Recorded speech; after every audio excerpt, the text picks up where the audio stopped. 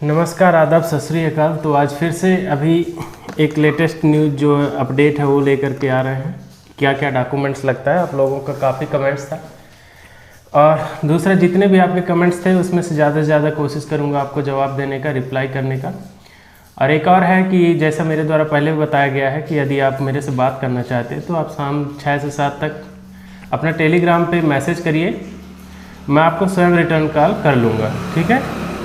दूसरी बात, यदि आपको इसी तरह से और लेटेस्ट जानकारी से अपडेट रहना है तो आप ज़्यादा से ज़्यादा नंबर पर वीडियो को सब्सक्राइब करिए और शेयर करिए, ठीक है, जिससे अथेंटिक न्यूज़ आप तक पहुंच सके और दूसरों तक भी पहुंच सके।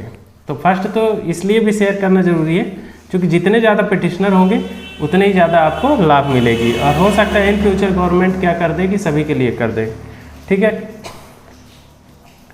तो अभी तो फिलहाल जो आदेश है वो मैं आपको बताता हूँ कि मतलब ईएसबी के साइट, ईएसबी पे यदि आप जाते हैं भोपाल में तो आपको क्या क्या देखने को मिलेगा और क्या क्या फॉर्म आपको लगेंगे, तो उसके बारे में बात करता हूँ। इसके बाद आपके कमेंट्स लूँगा, ठीक है, और लास्ट में एक बहुत बढ़िया कमेंट्स लूँगा, उसको ज़रूर देखिएगा। तो माननीय उच्च न्यायालय से आवेदन पत्र भरने की जो अनुमति प्राप्त करने वाले आवेदक निम्नानुसार दस्तावेजों सहित बोर्ड कार्यालय में 3 प्रति जमा करें।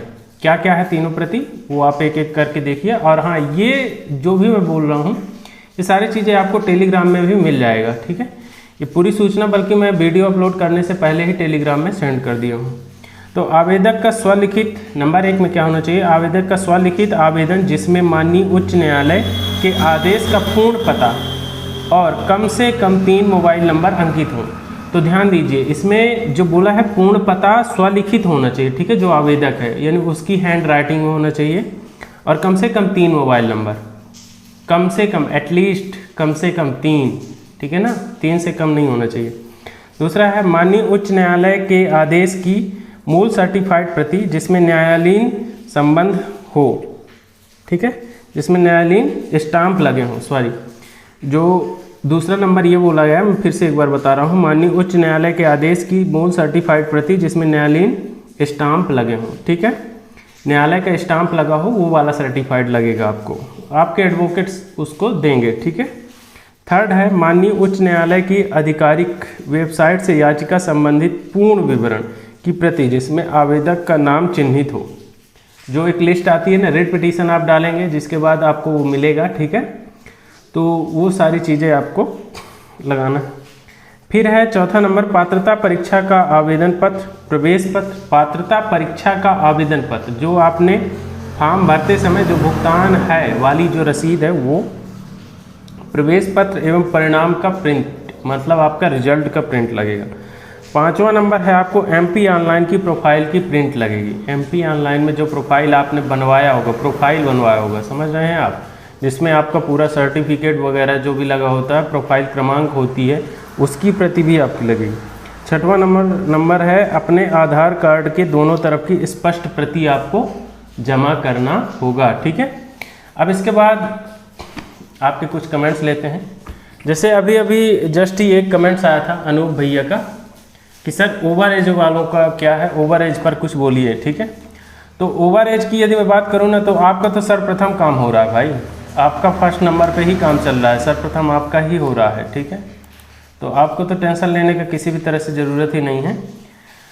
फिलहाल अपन कुछ कमेंट देख रहे हैं। तो जो ओवर एज वाले हैं तो आई थिंक कि आपको समझ में आ गया होगा कि 40-50% वालों से भी पहले आपको प्राथमिकता दी जा रही। क्यों दी जा रही? क्योंकि कोविड काल के टाइम पर जो 3 वर्ष का एज रिलैक्सेशन मिलना था वो इसमें नहीं मिला था, ठीक है, तो इसलिए आपको पहली प्राथमिकता दी जा रही है। अब इसमें कई यूजर हैं जिनके कमेंट्स आए हैं कि एक है कमलेश डाबी करके, इनका है सर मेरे 76 नंबर आए थे, रिजल्ट में 72, तो क्या करना है? अब 72 हो गया रिजल्ट में, ठीक है, और चाहिए सर रिजल्ट में 72 चाहिए, ठीक है सर। पात्रता एग्ज़ाम बोला था, फिर क्या सर मुझे चयन एग्ज़ाम देने मिलेगी? बताएं। वर्ग 2 साइंस की 40% करवा दीजिए प्लीज़। तो मैं एक चीज़ बताऊं आपको, इसके लिए आपको पिटीशन लगाना पड़ेगा, हमारे द्वारा कुछ नहीं होगा, ठीक है, हम सिर्फ आपको जानकारी दे सकते हैं। अब ये नहीं है कि हम जा कर के हर एक का पिटीशन लगा दें, ठीक है, वो तो आपको ही करना पड़ेगा। और हाँ, कुछ लोगों का ये कहना रहता है कि पिटीशन सब रद्द हो गया, अब कुछ नहीं होगा। तो उसके लिए एक जवाब था कि जो ये अभी माननीय उच्च न्यायालय से रसीद मंगाए गए हैं ईएसबी पर, तो वो फर्जी नहीं है। वो आप यदि कभी विजिट करो ईएसबी तो आपको पता चल जाएगा, ठीक है। फिर एक और है, सर वर्ग 2 वालों का कब से लगाना है पिटीशन, प्लीज़ बताइए। तो इसके लिए बहुत जल्द ही आपको बता दिया जाएगा, शायद 1-2 दिन अभी देख रहे हैं, क्योंकि जितने भी एडवोकेट से हम बात कर रहे हैं वो भी 1-2 दिन का समय मांग ही रहे हैं, ठीक है।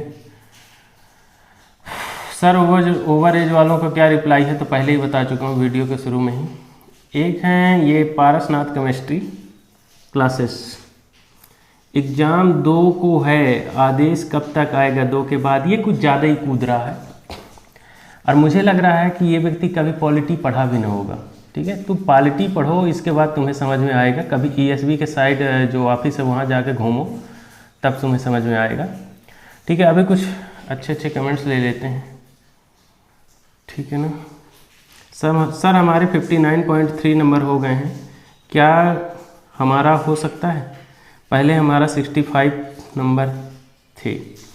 तो देखिए, इसमें तो आपको वही 40 और 50% के दायरे में दिया आ रहे हैं तभी कुछ होगा, अदरवाइज आपको झूठी दिलासा देना किसी मतलब का नहीं है, ठीक है। तो कुछ लोगों का कहना है कि सर बहुत बच्चों का हुआ है ऐसे ही। सही बात है भाई, बहुत लोगों का आदेश हुआ है, अभी भी आदेश हो रहा है माननीय उच्च न्यायालय से, ठीक है। एक और है मान्य कुशवाहा जी का कि सर नंबर कम कर दिए हैं 59। देखो भाई, 60 से ऊपर होगा तभी आप किस परसेंट पे, 40% के दायरे पे आओगे, ठीक है ना, तभी कुछ हो सकता है, अदरवाइज कुछ नहीं हो सकता। सर वर्ग 2 में 9 नंबर कर दिए हैं। देखिए इसमें ये है, ये भी है, यदि आपके डिलीटेड क्वेश्चन ज़्यादा है, ठीक है, तब कुछ हो सकता है। डिलीटेड क्वेश्चन यदि ज़्यादा होंगे तब आप क्या कर सकते हैं, उस पर लगा सकते हैं 40-50% को छोड़ करके, ठीक है। फिर सर वर्ग 2 में नॉर्मलाइजेशन के कारण 0.5% से डिस्क्वालीफाई हो गया, क्या करें? जो भी है आपका, चाहे 0.001% से हुआ हो डिस्क्वालीफाई, दैट मीन्स डिस्क्वालीफाइड, ठीक है। उसके लिए कोई और रास्ता नहीं है, वो आपको डिस्क्वालीफाई ही माना जाएगा।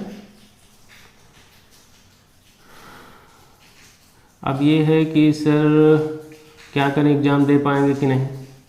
अब इसके लिए आपको पता चले कि क्या है, जबलपुर से पिटीशन लगाई है। हाँ, तो जबलपुर से जो पिटीशन लगाई है उनको सबसे बड़ी दिक्कत ये आ रही है कि आपकी अभी आदेश हो नहीं रही, ठीक है। और जो एडवोकेट अच्छे से केस को चैलेंज नहीं कर रहे हैं उनका निरस्त भी हो रहा है। पिटीशन नंबर आ गया है सर, यदि आपका पिटीशन नंबर आ गया है तो भाई साहब आप आज ही आप टेलीग्राम डिस्क्रिप्शन पे जाइए, आप टेलीग्राम ज्वाइन करिए, ठीक है।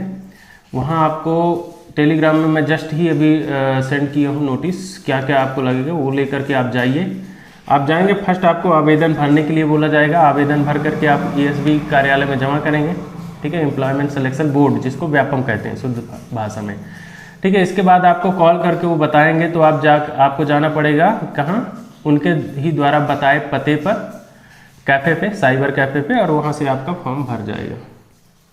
सम वर्ग 1 फॉर्म भरने के लिए क्या क्या जमा करना है? भाई साहब अभी जस्ट आप विजिट कर लो किसमें, टेलीग्राम चैनल पे, ठीक है। आपको 2 जगह, एक तो डिस्क्रिप्शन पे मिल जाएगा, वहाँ ना मिलेगा तो आप एक काम करना, यूट्यूब में जो अबाउट का सेक्शन है वहाँ आप जाएंगे तो आपको मेरे पूरे सोशल मीडिया जितने भी हैं वहाँ मिल जाएगा आपको। चाहे आप इंस्टा में जा कर के फॉलो करिए, ठीक है, चाहे ट्विटर पे जाइए, और चाहे टेलीग्राम पे जाइए, फेसबुक पे जाइए, आपको हर जगह वहाँ से मिल जाएगा, ठीक है।